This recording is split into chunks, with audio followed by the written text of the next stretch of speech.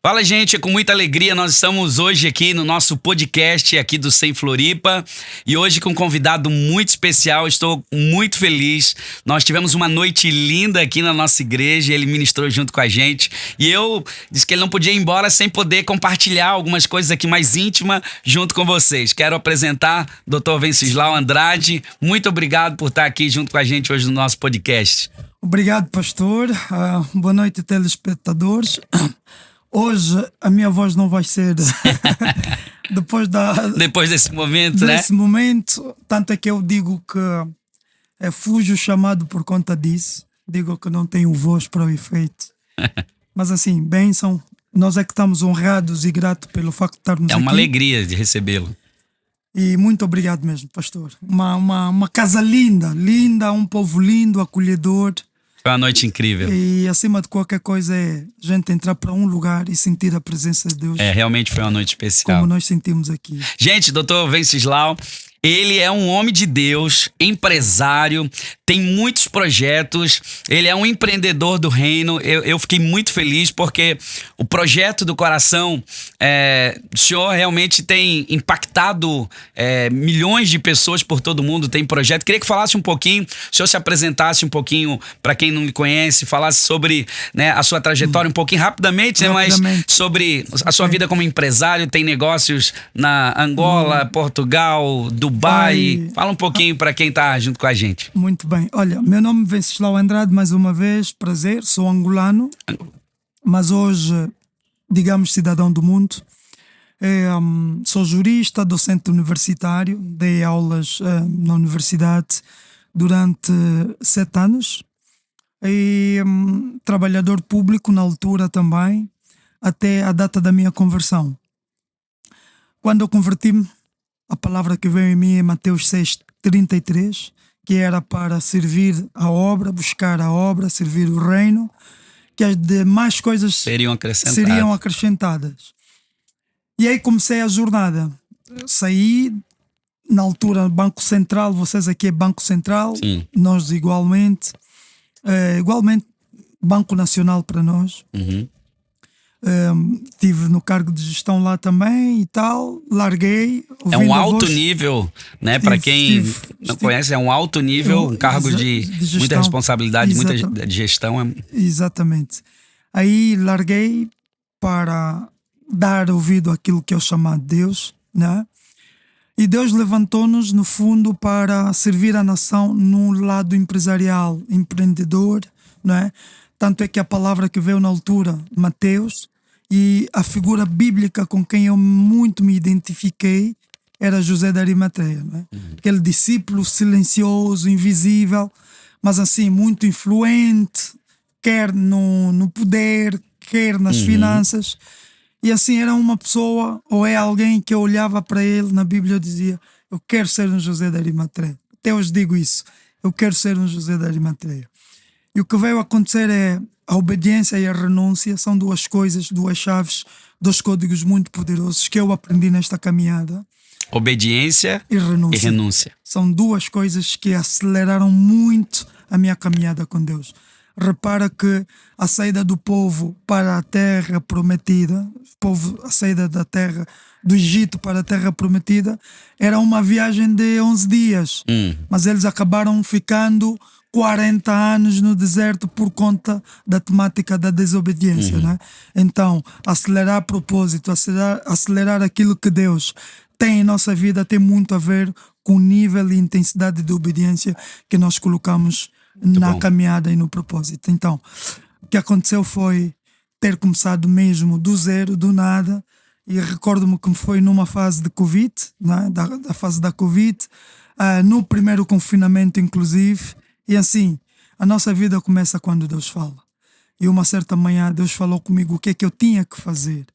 E o que eu aprendi, o código que eu retirei naquela fase foi o facto de ele ter falado com Noé, dar as medidas, não é? E chegando Deus a Noé, reparou que ele cumpriu efetivamente com as medidas, o barco não se afundou, a arca não se afundou.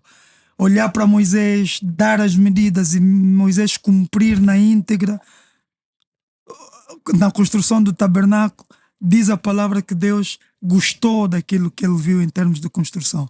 Então o que eu procurei fazer foi exatamente isso: capturar da parte de Deus aquilo que ele estava a orientar, aplicar com precisão. E o que é que ele orientou-me para que eu me dedicasse na temática do treinamento para essa nação?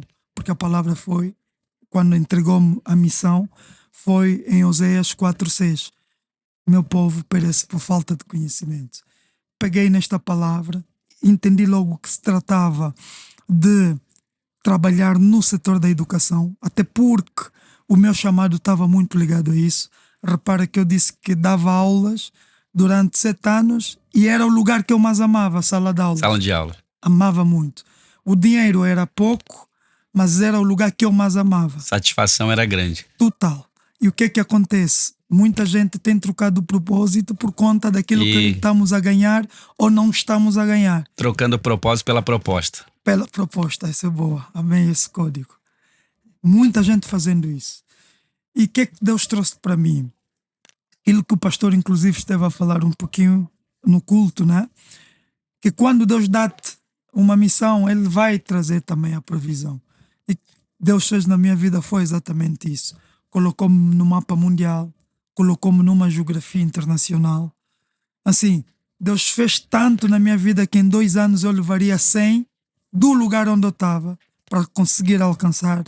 Conta para nós um exemplo, assim, o que você não imaginava viver e de repente você olhou assim e diz, como é que eu parei aqui? Olha só onde Deus me trouxe. Que momento que você chegou, você disse assim, como é que eu tô vivendo tudo isso?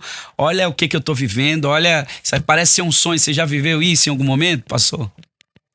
Uma coisa que muito, assim, tocou o meu coração é o projeto social que nós temos. Nós estamos a alimentar 1000 crianças todos os dias. Uma Uau. comunidade que quando nós chegamos lá eles comiam rato. Uau.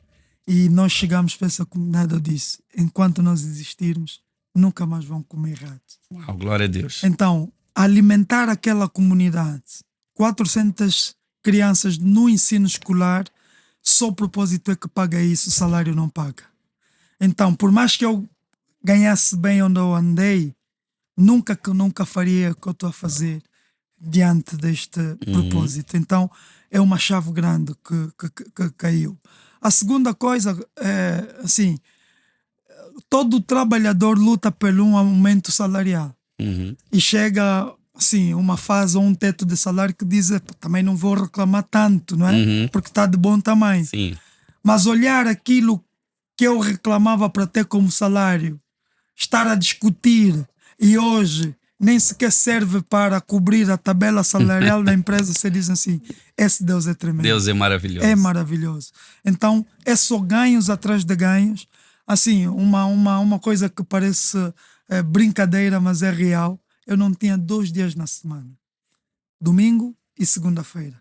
Domingo, porque segunda-feira é aquele dia, então amanhã já será segunda-feira e fico com um domingo triste, não é? Segunda-feira é aquele dia. Era segunda. Era segunda. E o que é que Deus fez? Vivendo no propósito, fez com que a minha segunda virasse uma sexta-feira. Uau. Amo tanto a segunda-feira, não é?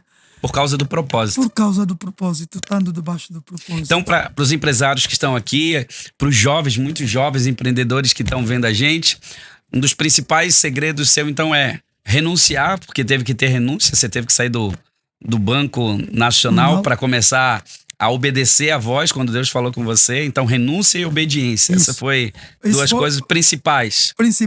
A obediência é, no fundo, um combustível do propósito.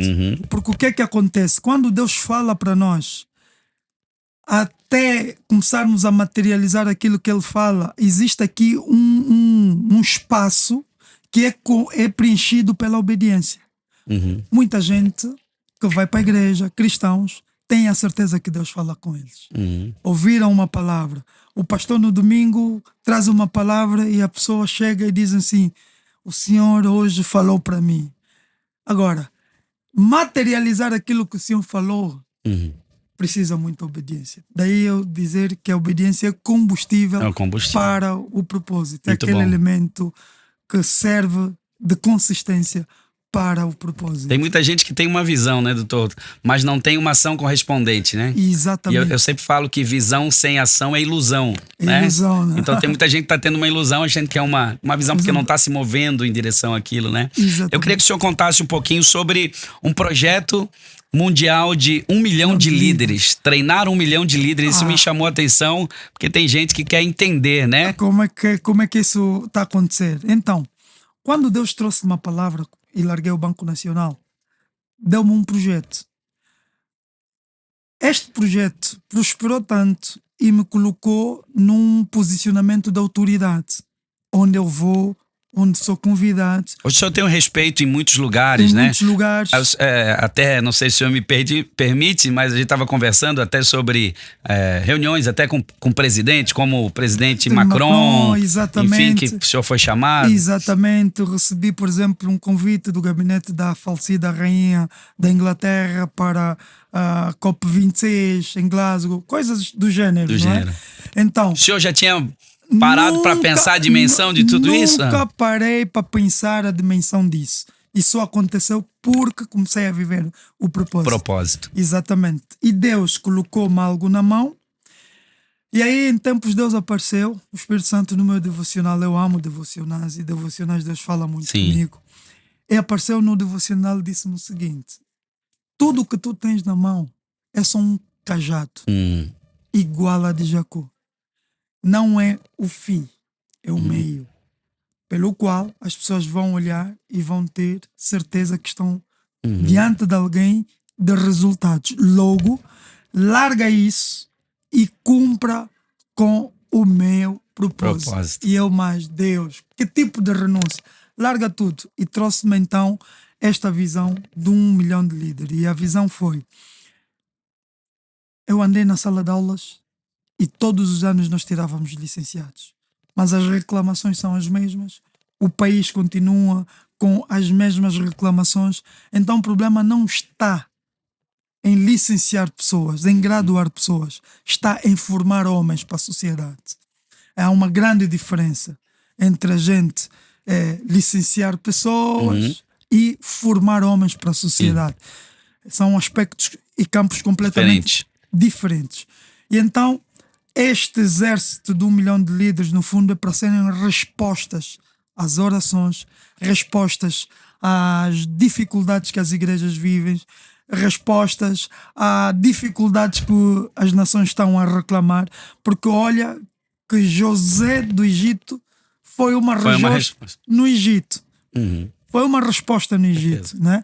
Então, estes que serão formados nesta escola, que é a Codeville Leadership, que vai ser lançada agora em Lisboa. Em Lisboa, mas só que Deus já acelerou, que eu já andei sabendo aí. Deus já acelerou e já temos uma turma aqui em Florianópolis. E como é que faz? Se tem um líder que quer participar, que quer conhecer o projeto, como é que faz? Então vai ter que entrar em contato conosco. Vai seguir as nossas páginas, entrar em contato conosco e para cada lugar nós estamos a apresentar a metodologia e a estratégia própria de implementação. Por quê? Porque o povo cá no Brasil é diferente, inclusive entre estados. O comportamento dos estudantes em Lisboa de igual modo, não é? E em Angola também. Então nós vamos aplicando as escolas em função a próprias necessidades de cada lugar. Essa escola, ela tá ligada ao empreendedorismo? Ela é uma escola mais ligada ao ministério? Em que área que é abordado o foco principal da escola? É área espiritual e área do empreendedorismo. Nós entendemos... Empreendedores do reino. Exatamente. Nós entendemos que o ouro e a prata vêm de Deus. Deus criou tudo. Deus criou o diamante, Deus criou o petróleo, o ouro e a prata. Nós, como filho, devemos ter acesso. E só que o grande problema é ter acesso com a mentalidade correta. Eu ia falar agora sobre mentalidade, né? Exatamente. Você acha que isso é uma das principais... Eu estava falando essa semana com alguém que tinha uma grande fé, mas eu via uma mentalidade pequena. É como se fosse o exemplo assim, se a pessoa tá orando para Deus dar uma bicicleta, ele mora a 40 quilômetros, 50 quilômetros da igreja, Senhor, me dá uma bicicleta, e Deus ouve, Deus honra a fé dele e dá a bicicleta, mas ele podia ter uma mentalidade, Senhor, me dá um carro, Senhor, me dá um avião. Então, você acredita que é muito importante essa questão da expansão da mentalidade alinhada com a fé? Exatamente. Por quê? Porque nós só chegamos no limite da nossa visão. Quanto mais nós expandirmos a nossa visão e nos colocarmos debaixo daquela fé, é um pouquinho o que aconteceu com Abraão. Sai de baixo. Quantas Isso aí. estrelas que estão no céu. A referência de cima, a referência de baixo. Exatamente. Nós nunca vamos conseguir contar.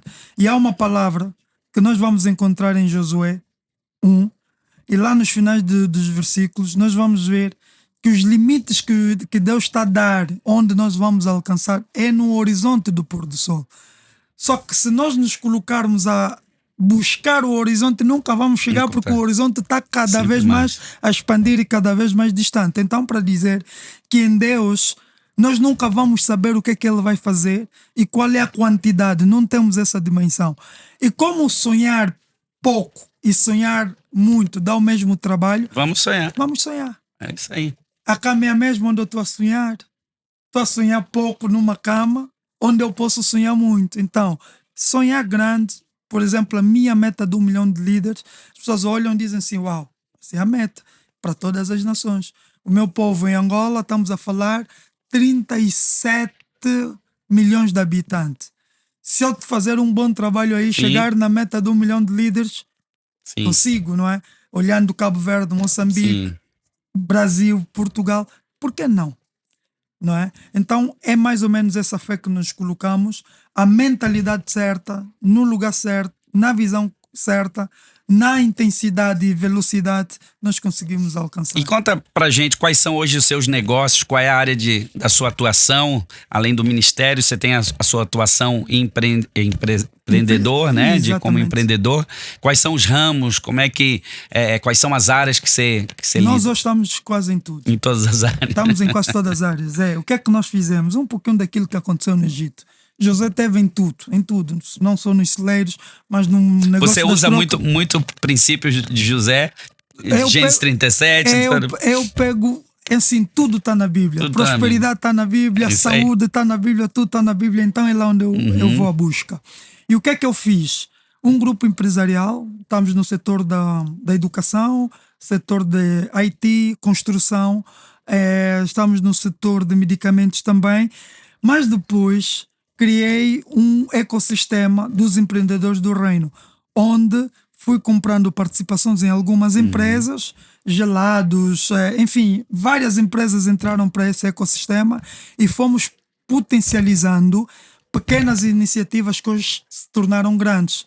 Então, hoje temos restauração dentro do ecossistema, onde eu sou sócio maioritário por conta do modelo de negócio implementado.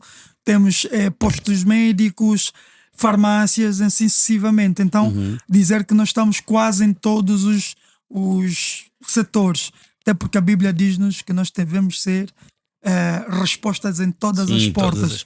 Em todas as portas. Não podem sobrepor a nós. Nós temos que dar respostas. Então, é mais ou menos uma filosofia e postura de estar. Muito bom.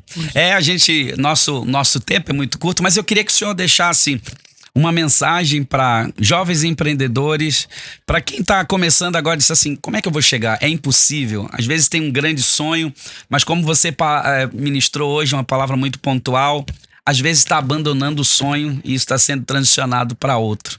Né? Isso é um perigo muito grande. Muito grande. E então, para esse jovem que é empreendedor, para essa mulher que tem um sonho, que Deus colocou algo no coração, mas parece que... Porque muitas vezes eu acho que o perigo é a gente fazer sonhos baseados no nosso bolso. A gente precisa fazer olhando para Deus, né? Eu digo que grandes sonhos honram a um Deus que é grande. Então eu queria que você deixasse uma mensagem para pastores, para líderes, para gente que sonha, para gente sonhador que está ali, e como você é uma referência de alguém também que Deus estabeleceu, porque tem muita gente que tem um sonho de, Senhor, me levanta para que eu possa ser uma resposta, né? E vendo a sua história, vendo a sua vida, isso inspira, e eu queria que você deixasse um recado. Olha, aqui a palavra vai ser muito rápida, vai ser muito simples. E a simplicidade da palavra estará numa coisa que não é como eu vou fazer. É com quem? Com quem eu vou fazer. Muito bom. Carro estragou na via pública. Eu não tenho que bater a cabeça, procurar perceber como é que eu vou consertar o carro. Eu tenho que procurar um mecânico. Para dizer que muitas vezes nós na vida só precisamos identificar isso. Então, a pessoa central é Cristo. E materializar aquilo que nós estamos a captar da parte de Deus é muito fundamental. O que é que acontece? As pessoas não... Eu costumo dizer que elas não é que não querem fazer.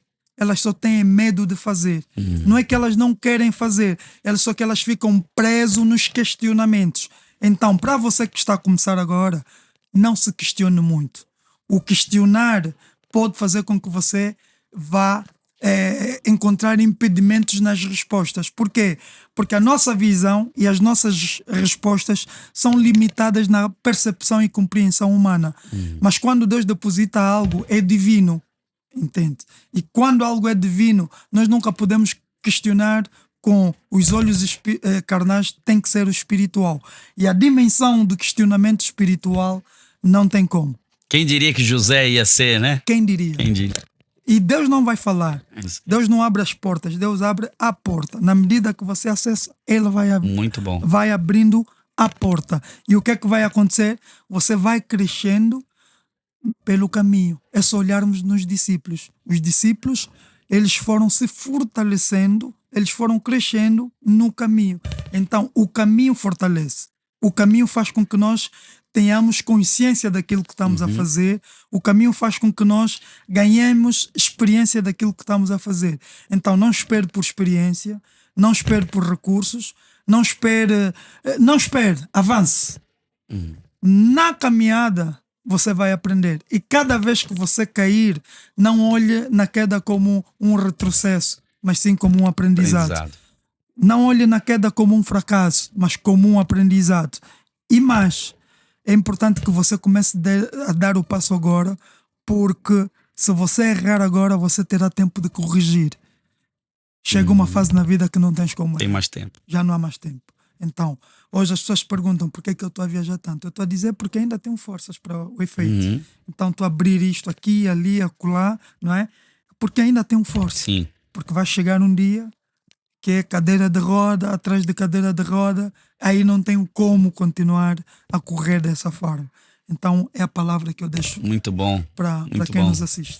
Doutor, quero agradecer por esse tempo, né? Quero agradecer. A gente poderia ficar aqui muito mais aprendendo, né? Recebendo esses códigos, esses princípios tão preciosos. Que Deus continue abençoando, prosperando. Uma das coisas que me chamou a atenção é o coração, a humildade mesmo chegando, né? Eu acho que muitas pessoas, eu tava pensando um pouquinho, por que foi José levantado naquela posição, né? Porque o coração dele estava preparado para perdoar os seus irmãos, o coração... e às vezes a gente quer estar numa posição que o nosso coração não está preparado para aquilo lá. Então às vezes a gente tem até uma estrutura, até conhecimento, mas as nossas motivações, o nosso coração para suportar, né, o lugar que nós queremos, às vezes nós ainda não temos essa estrutura, né? Eu falo às vezes até espiritualmente, a gente quer o peso de uma glória, mas nós não temos a estrutura para suportar o que pedimos, né? Então eu acho que as lutas, os desafios são exatamente esse, criando estrutura em nós, maturidade em nós, para a gente suportar o que Deus quer nos entregar, o que Ele já falou, né? Então eu digo que quando Deus faz uma promessa, Ele não vai preparar a promessa, Ele está preparando, somos nós para aquilo que Ele já tem, né? Muito obrigado pelo seu coração, pela sua humildade, que Deus continue usando nas nações da terra. Vou lá lhe visitar, quero muito. Eu vou ficar muito feliz. Vai ser uma alegria, quero conhecer Angola. Dubai, se você quiser. Vamos lá em Dubai. Dubai ou Angola. Vai ser uma se alegria. Em Portugal, a primeira deslocação do pastor, por favor, avisa-nos. Vai ser maravilhoso. Nós queremos honrá-lo da forma que honrou-nos aqui. Por favor. Gente, essa foi a primícia, né? Nós estamos agora retomando o nosso podcast e o senhor hoje foi a primícia desse retorno. Foi um tempo novo e eu tenho certeza que tem muita coisa boa que vai abençoar muita gente. Deus abençoe. Como eu sempre falo, me queira bem, que eu te quero bem e o Senhor também. Até a próxima, gente. Deus abençoe. Obrigado. Obrigado.